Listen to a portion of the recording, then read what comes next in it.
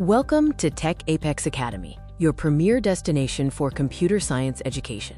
We guide students from their first steps into technology through to achieving advanced proficiency. This is Course Day 5, Looping Actions. You will learn to write elegant code that performs thousands of instructions instantly using repeat and forever loop. Why use loops? Firstly, to avoid redundancy, also known as redundant code, which makes programs messy and tedious. Secondly, for the power of automation, where loops let the computer do the heavy lifting with just one block. There are three types of loops: the repeat X loop for a finite number of runs, the forever loop for indefinite repetition, and the repeat until loop, which stops when a specific condition becomes true. The basic anatomy of a loop is the giant C shape, which acts as a visual mouth to securely nest multiple code blocks inside.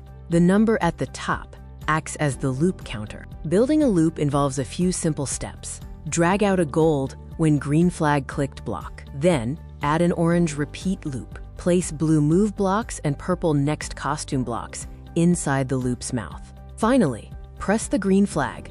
Let's compare the repeat versus forever loop blocks. The repeat block has a finite action and a bump at the bottom, allowing you to snap more blocks underneath. The forever block has an infinite action and a smooth bottom, ending the script there. Loops involve code mathematics. They multiply the effectiveness of your commands. For example, 15 steps repeated 10 times equals 150 total steps moved. Computer processors execute thousands of loops per second. To avoid an uncontrollable blur when your sprite moves, the golden rule is to snap a short wait block, like 0.1 seconds, directly inside the loop. Now let's explore the Loop Sandbox Challenge. Try these missions.